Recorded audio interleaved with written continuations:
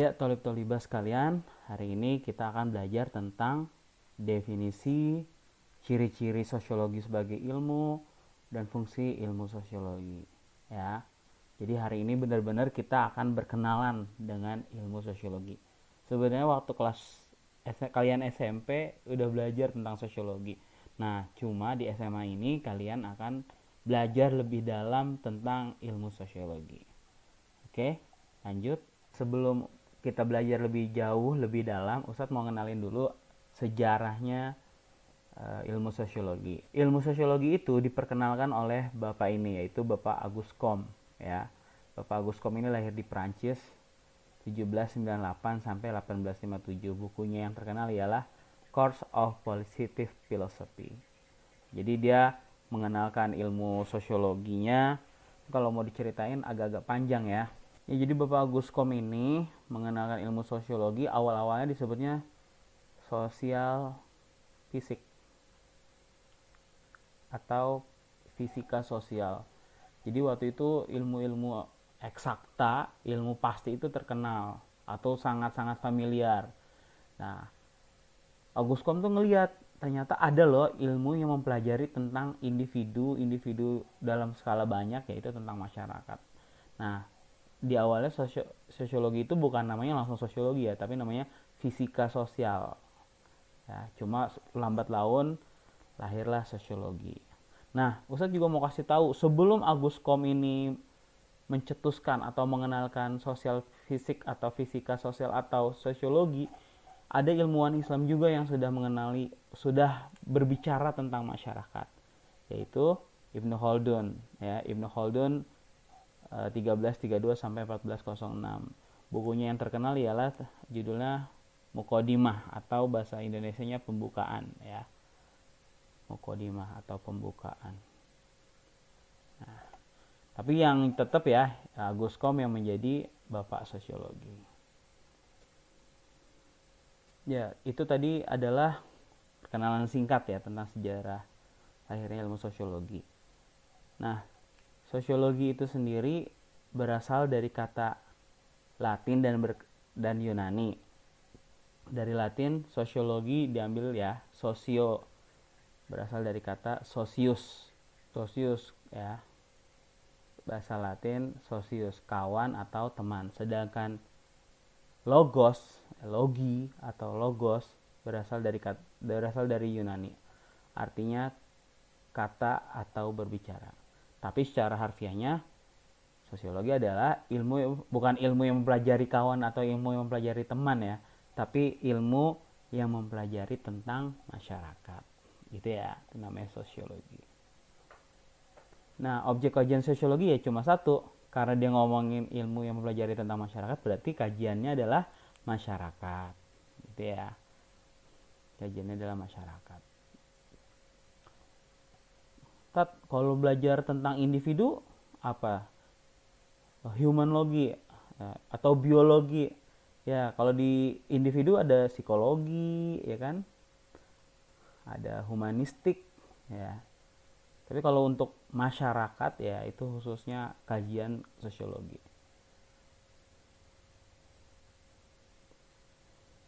Nah, Ustadz mau mengenalkan pokok-pokok bahasan sekaligus tokoh-tokoh sosiologi. Ini sering banget juga keluar ya. Pertama ya ini tokoh sosiologi klasik yaitu Emil Durkheim. Emil Durkheim ini termasuk tokoh dari sosiologi. Dia punya kajian atau bahasan tentang social fact atau fakta sosial. Ya. Fakta sosial apa? Nanti kita akan bahas di pertemuan berikutnya. Kalian kenal dulu fakta sosial Emil Durkheim. Dan dia juga ngebahas tentang solidaritas mekanik dan organik. Solidaritas mekanik dan organik. Nanti ada di kelas 11 ini ya. Mekanik dan organik. Yang kedua ialah Max Weber. Max Weber ini kajiannya ialah social act atau tindakan sosial. Apa itu tindakan sosial? Tindakan sosial adalah seseorang melakukan tindakan karena dipengaruhi oleh orang lain gitu. Ya. Kenapa saya sekolah? Karena saya mau pinter. Ngeliat teman-teman saya sekolah pinter bisa, akhirnya dia jadi ikutan sekolah. gitu ya. Baik buruk tingkah lakunya itu menjadi tindakan sosial buat dirinya. Itu Max Weber, tindakan sosial. Lalu ada Peter L. Berger tentang realitas sosial atau social reality. Dan yang keempat ada Wright Mills, yaitu tentang imajinasi sosial atau sociological imagination. Ya, teman-teman bisa baca bukunya ya. Thalib Talibah bisa baca bukunya di halaman 6 dan 7 di buku paket. Dan berikutnya ialah Karl Marx. Ya. Karl Marx ini tokoh sosiologi klasik ya. Nah, paham komunisme itu dari beliau ini ya. Dia ada di Jerman ya. Karl Marx terkenal dengan teori kelasnya dan teori konfliknya. Kalau kelas ya itu ya kelas lapisan atas dan kelas lapisan bawah. Atau teori konfliknya kaum borjuis, orang-orang kaya, orang-orang yang memiliki modal, punya alat produksi melawan orang-orang proletar, orang-orang miskin, orang-orang yang nggak punya alat produksi, dia cuma punya badan dan tenaga aja. Makanya ditindas ya kan. Akhirnya jadi konflik. Nah, itu pembahasan Karl Marx memang sampai sekarang masih dipakai walaupun ilmunya sudah agak-agak basi. Nah, setelah tadi kita belajar tentang tokoh-tokoh dan pokok bahasan sosiologi, ini Ustadz mau menekankan terkait ciri-ciri sosiologi sebagai ilmu pengetahuan. Ini tolong Thalib-Thalibah diingat baik-baik. Kalau nggak tahu, nggak paham, silakan tulis pertanyaan kalian di kolom komentar. Soal sampai UN dan SBMPTN, ciri-ciri sosiologi ini selalu menjadi soal, jadi pertanyaan ya. Ciri-ciri sosiologi itu ada 4 ya. Ada pertama empiris, kedua teoritis, ketiga kumulatif, dan keempat non etis. Kita bahas satu-satu. Empiris. Empiris itu apa? Empiris berdasarkan hasil observasi. Sosiologi itu berdasarkan hasil observasi, teman-teman. Ya, sosiologi itu berdasarkan hasil observasi. Apa itu observasi? Ada yang tahu? Ya, observasi adalah pengamatan, ya. Pengamatan. Yang kedua, empiris itu apa artinya? Tidak spekulatif, tidak mengada-ngada. Oh, dia miskin ya, udah itu miskin. Itu berdasarkan hasil pengamatan kita. Oh, karena dia miskin dia nggak bisa sekolah. Itu empiris, itu tidak spekulatif, itu tidak diada-ada, tidak mengarang. Dan empiris adalah berdasarkan akal sehat. Ingat ya, empiris itu ada berdasarkan hasil observasi, tidak spekulatif atau tidak mengarang, dan berdasarkan akal sehat. Nah, kalau sudah empiris, masuk ke ciri sosiologi sebagai ilmu pengetahuan, yaitu teoritis. Teoritis ini lanjutan dari empiris ya. Apa itu teoritis? Hasil observasi, awalnya tadi hasil observasi yang ditulis. Nah, menjadi sebuah abstraksi. Menjadi tulisan, sehingga melahirkan sebuah teori. Nah, itu namanya teoritis. Jadi tadi udah melakukan pengamatan, menilai. Oh iya dia begini, oh dia miskin, akhirnya dia nggak bisa sekolah, dia nggak bisa mendapatkan pendidikan yang layak. Nah, akhirnya jadi sebuah ditulis tuh, ya akhirnya menjadi teori. Oh karena dia miskin, dia tidak bisa bersekolah, gitu. Itu namanya teoritis. Nah, sosiologi setelah empiris, teoritis, namanya masyarakat ya teman-teman.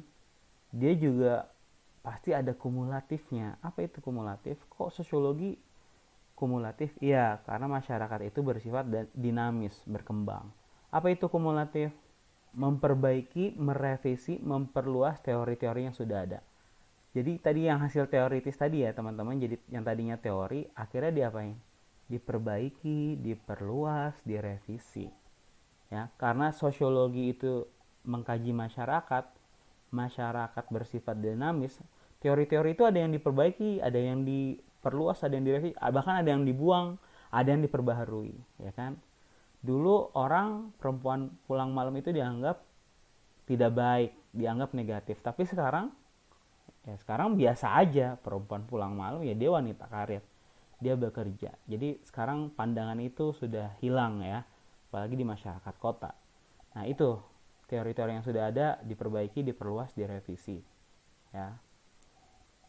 Itu baru satu ya. Atau enggak sekarang nih, dulu pendidikan itu harus tatap muka. Nah sekarang orang bisa belajar di mana aja ya, nggak harus di sekolah, bisa daring, bisa dari buku, internet dan segala macam. Jadi kumulatif ini lanjutan dari teoritis. Dan ciri yang terakhir sosiologi sebagai ilmu pengetahuan adalah non etis. Apa arti non etis? Nah, sosiologi ini menariknya sosiologi ya.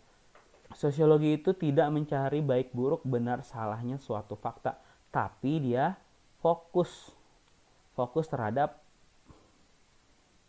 fakta tersebut. Dia fokus terhadap fakta tersebut. Ya kayak LGBT kalau dalam pandangan Islam udah pasti salah ya kan. Tapi sosiolog nggak bisa berpikir seperti itu, nggak boleh karena dia nanti jadi bias. Dia harus netral. Kita tahu kalau pandangan agama kita pasti salah, tapi LGBT di situ ada hak-hak mereka untuk hidup ya. Kan nggak mentang-mentang LGBT langsung dibunuh, nggak. Ya, kita makanya tuh dakwah itu penting, menyadarkan saudara kita, teman kita ya. Tapi di sosiologi ada itu ya, kita tidak mencari baik buruk benar salahnya sebuah fakta, tapi kita fokus terhadap fakta tersebut. Oke, itu adalah ciri-ciri sosiologi sebagai ilmu pengetahuan. Lanjut. Nah, metode sosiologi. Nanti metode sosiologi ini ada di semester 2 ya, Thalib-Thalibah, untuk mendalaminya. Tapi di dalam sosiologi metodenya ada 2. Pertama ada kualitatif. Metode yang pertama ialah kualitatif. Kualitatif itu metode yang lebih menekankan kepada deskripsi, kata-kata, kalimat. Dia itu tidak terukur teman-teman, tapi dia lebih mendalami gitu ya, itu kualitatif. Sedangkan metode yang kedua ialah kuantitatif. Metode kuantitatif ini penekanannya menggunakan menggunakan angka-angka, tabel, diagram, statistika, apalagi ya, rumus, gitu ya. Nah, kalau kualitatif ini lebih metodenya pakai deskripsi, berarti dia cara ngambil datanya biasanya wawancara atau observasi. Kalau kuantitatif biasanya pakai angket ya, atau questionnaire. Pasti udah pernah ngisi questionnaire atau angket ya. Oke, itu metode sosiologi. Oke teman-teman, mungkin itu aja yang bisa Ustadz sampaikan. Kalau mau tanya, masih ada yang bingung, bisa tulis di kolom komentar. Sampai ketemu di pertemuan berikutnya. Assalamualaikum warahmatullahi wabarakatuh.